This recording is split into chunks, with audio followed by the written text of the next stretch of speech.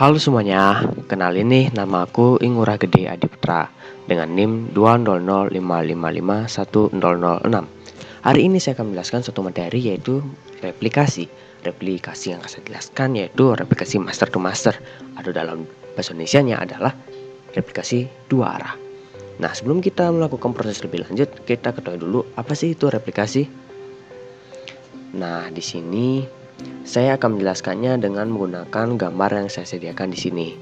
Jadi, replikasi itu bisa kita sebut sebagai suatu proses mengcopy dan mendistribusikan.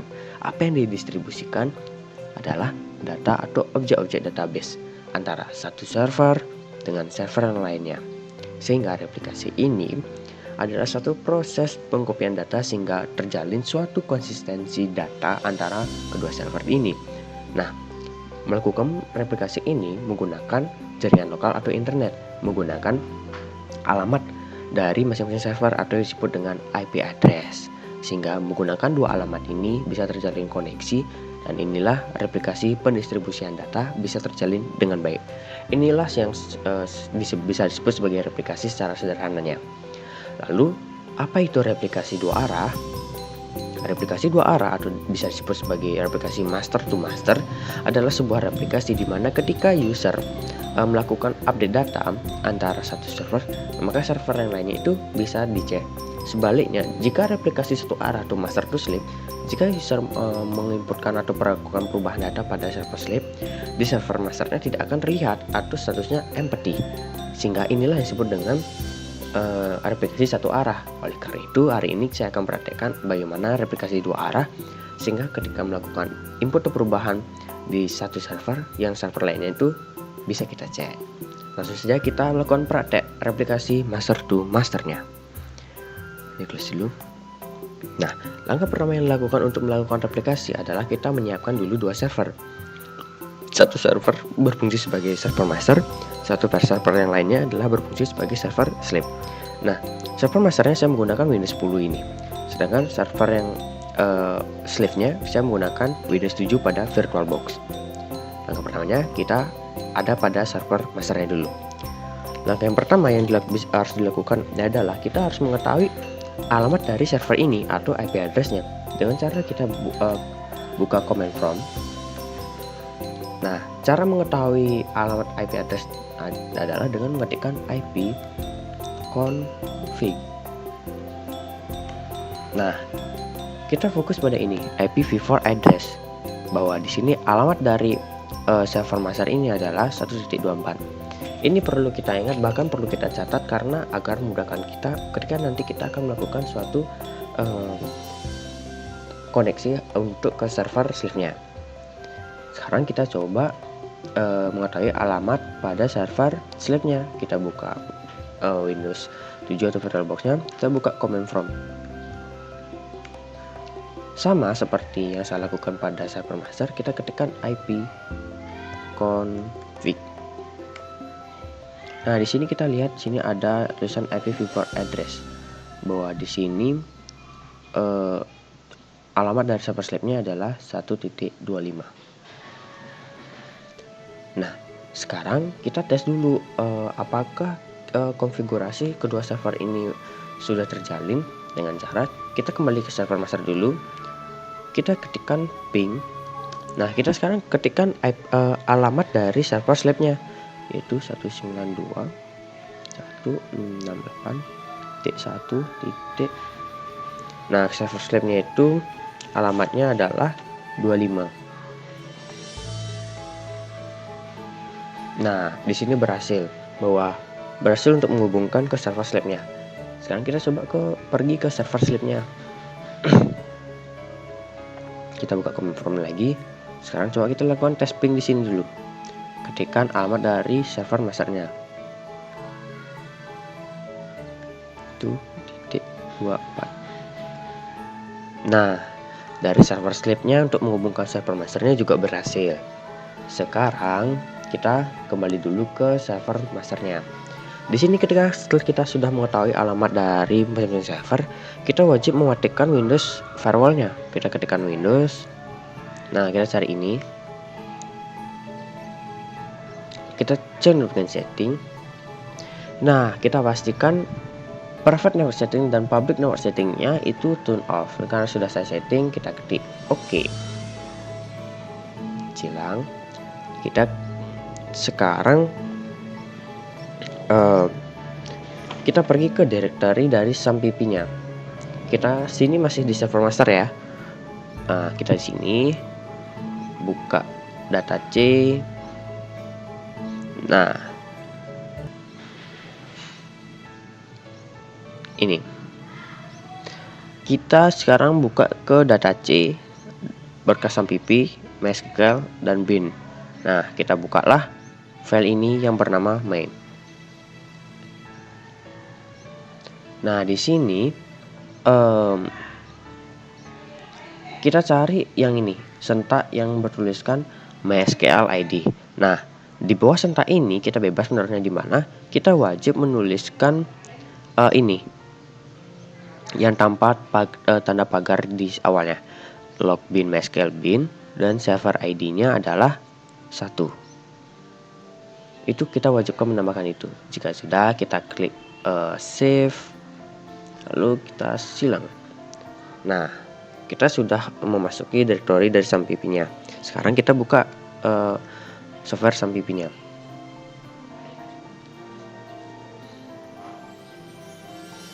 Nah, sekarang MySQL-nya kita ketik, klikkan start. Nah, sudah. Kita message, kita kembali ke command prompt-nya. Di sini kita akan masuk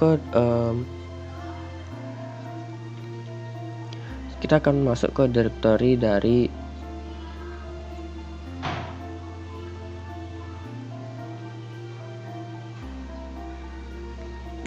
SAMPP-nya. Dan cara kita ketikkan cd/.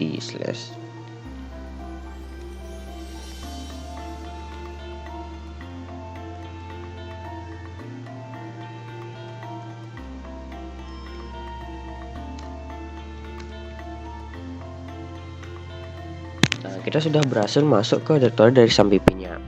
Sekarang kita harus membuat user untuk database-nya dengan cara kita ketikkan beberapa sentak ini. Grand replication on to.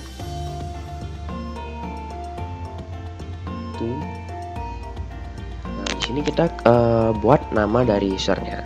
Karena ini server master, biar gampang mengingat, saya menamai usernya dengan master.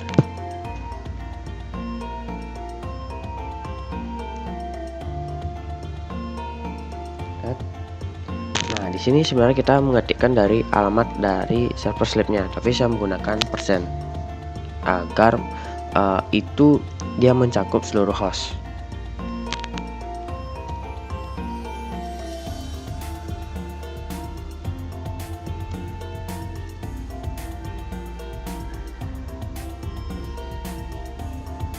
Nah, identified by itu artinya kita harus menambahkan passwordnya.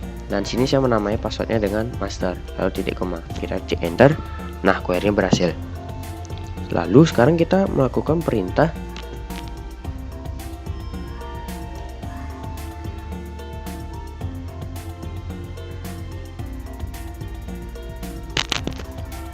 flush, dan ini query-nya sudah berhasil. Nah, jadi kita perintahkan untuk mengelok tabelnya.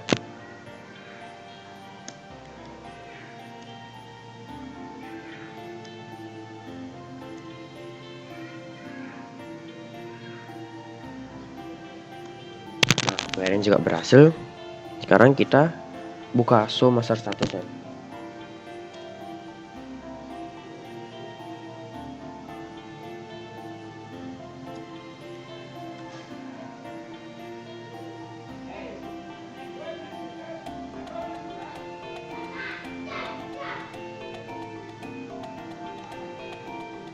Nah, di sini muncul dari file lognya dan posisinya.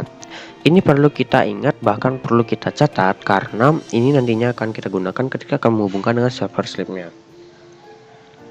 Sini MySQL bin 5, posisinya 654.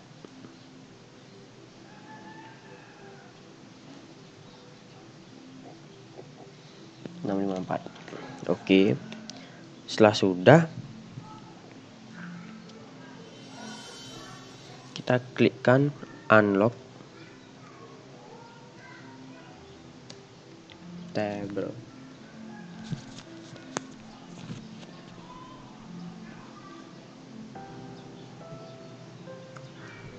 Nah, recording berhasil.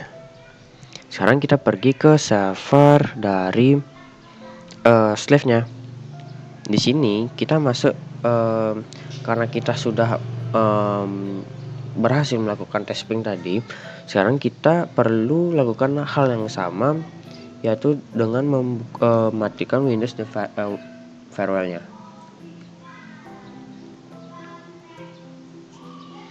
Nah, kita klik ini, channel notification setting.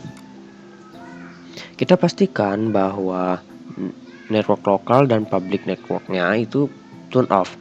Karena saya sudah setting, kita klik OK. Nah, setelah udah kita matikannya itu, kita juga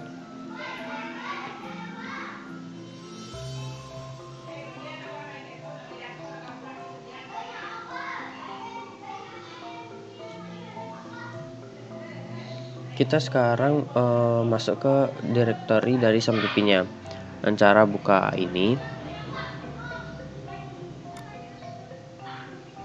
buka C SAMPP MySQL bin, lalu kita turun. Nah ini filenya nih, kita buka. Sama seperti hal yang saya tunjukkan di awal tadi, kita cari sentak, yaitu nih MySQL ID. Pastikan ini kan di bawahnya ini ada bertuliskan, nah ini log bin MySQL bin, ini tambahkan, tuliskan, dan juga tambahkan server ID.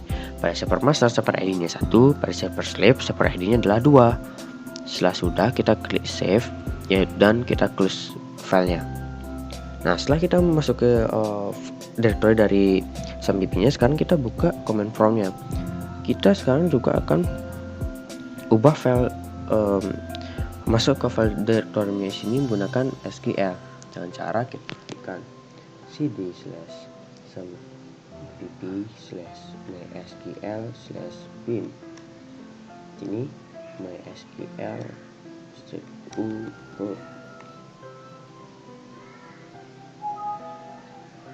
Nah, di sini tertulis tidak bisa mengkonekkan MySQL. Hal ini terjadi karena kita belum mengklikkan menghidupkan SAMPP pada VirtualBox-nya. Kita baru menghidupkan SAMPP pada server masternya. Nah, kan ini terlihat kita belum ketikkan start. Kita klik start. Sudah, kita manage. Sekarang coba kita lakukan halnya yang sama. Cara mysql -u. Kita sudah masuki dari directory dari SAMPP-nya. Kita sudah berhasil. Sekarang hal yang kita lakukan selanjutnya adalah kita sekarang akan menghubungkan. Kita pastikan slave yang sudah kita matikan harus dimatikan.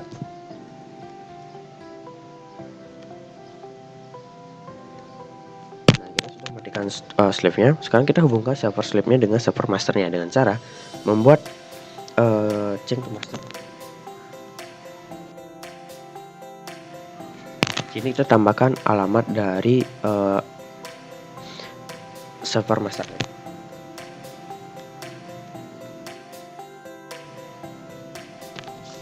Nah, di sini kita untuk menghubungkan server master dengan server slave-nya,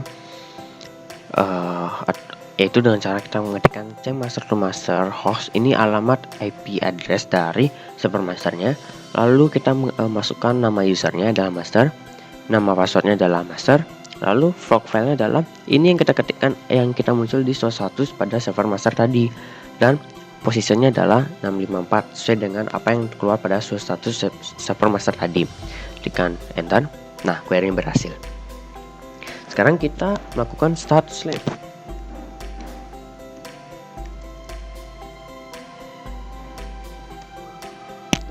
Ini juga berhasil. Sekarang kita lihat dulu statusnya.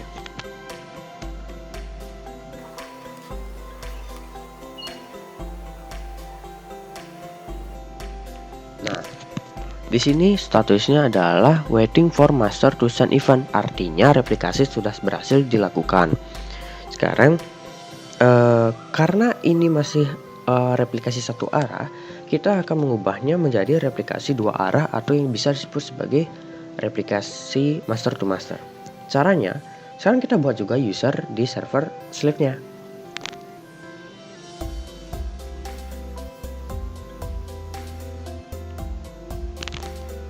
Yaitu ketikkan beberapa syntax seperti ini. Grant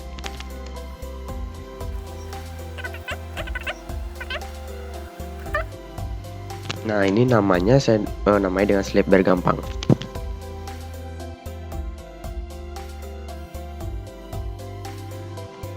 Nah, query yang berhasil, kita setelah berhasil membuat user di slave-nya. Sekarang kita masukkan perintah plus privilege.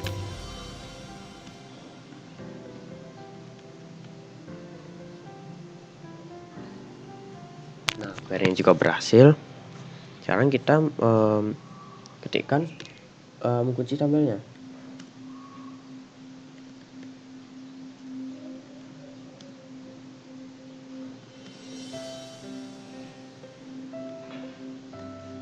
Nah, query telah berhasil juga. Sekarang kita masukkan perintah dari bagaimana show master statusnya untuk mendapatkan log file dan log position.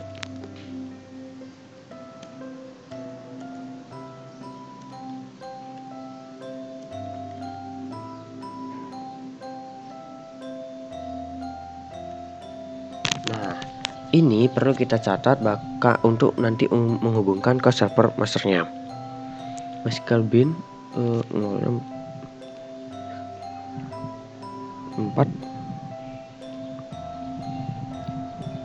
652.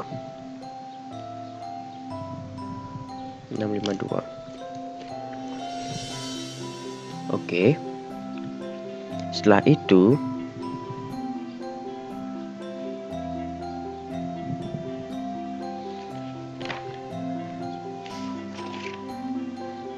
kita sekarang buka ke server masternya. Di sini kita klikkan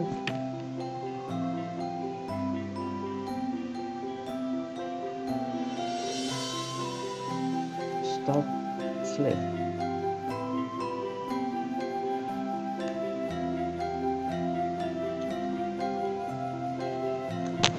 Nah, karena kita di sini replikasi dua arah, kita di sini juga membuat usernya sama kita lakukan sentaknya seperti server slave-nya. Itu dengan cara master host.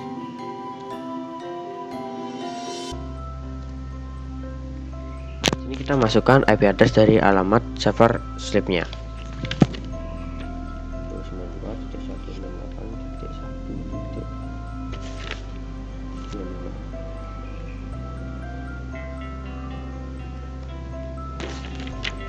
Sekarang kita masukkan nama usernya.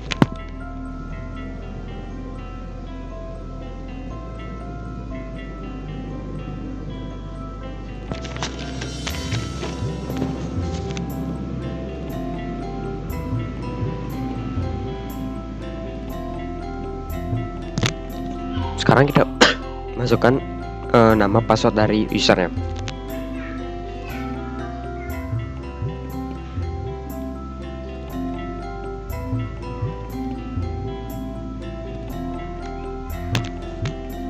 Sekarang kita masukkan log file-nya.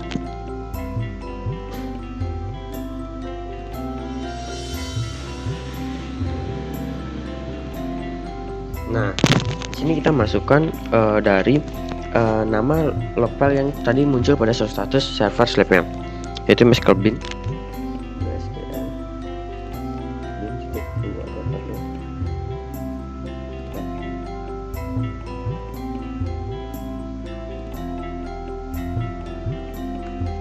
Kita masukkan master positionnya, angka-angka yang keluar dari pada status.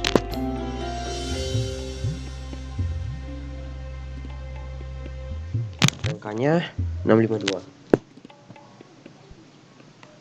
Nah, query-nya berhasil. Setelah itu, sekarang kita klikkan Start Slave.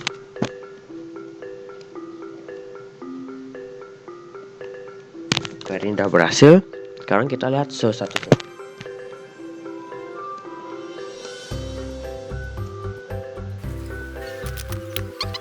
Set G tek. Di sini kita cek. Ini berhasil. Waiting for master to reply. Artinya replikasi dua arah ini telah berhasil dan kita tinggal mengetesnya saja.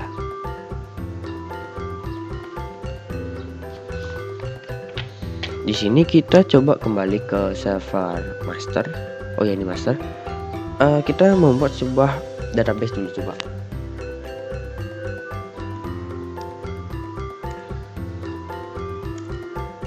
Cek database. Misalnya apa ya? Swalayan. Sekolah.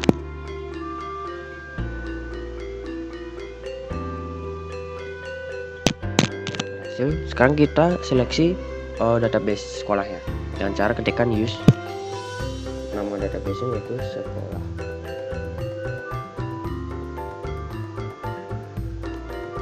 Nah, kita sudah menseleksi dari database sekolahnya. Sekarang kita coba membuat tabel.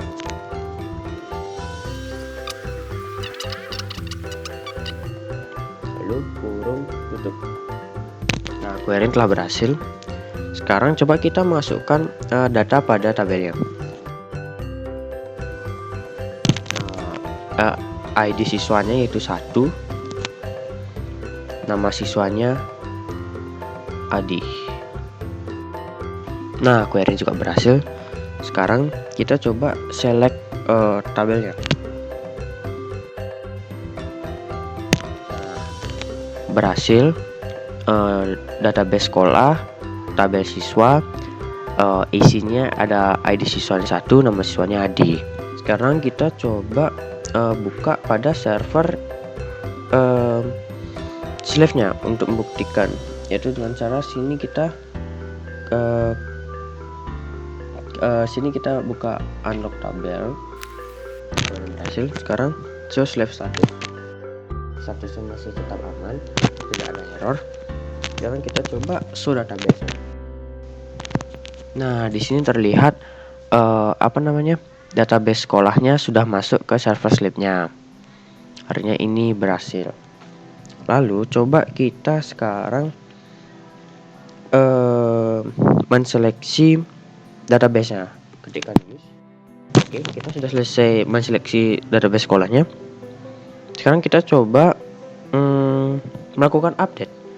Misalnya kita select tabel pada database sekolahnya, kan tadi tabel siswa. Kita pilih itu coba. Oke, kita sudah menseleksi tabel siswanya. Coba kita update di sini. Oh iya, kita kan akan mengupdate nama tabelnya. Karena nama tabel yang asli yang awalnya itu adalah Adi dan 1, kita merubah nama Adi ini coba misalnya jadi Surya. Nah, query-nya berhasil. Sekarang kita coba seleksi lagi, melihat apakah sudah berubah. Nah, proses update tabel sudah berubah. Yang nama siswa awalnya Adi sekarang sudah berubah nama siswanya menjadi Surya. Sekarang kita coba buka ke server masternya. Kita coba sini select. Nah, kita kan sudah seleksi sekolah nih. Sekarang kita mau select tabelnya. Nah, terlihat sini namanya sudah berubah sesuai dengan apa yang kita rubah pada server slave-nya. Dimana yang awalnya namanya Adi sudah berubah menjadi namanya Surya. Sehingga ini membuktikan bahwa replikasi dua arah telah berhasil dilakukan. Begitulah praktek dari saya. Sekian, terima kasih.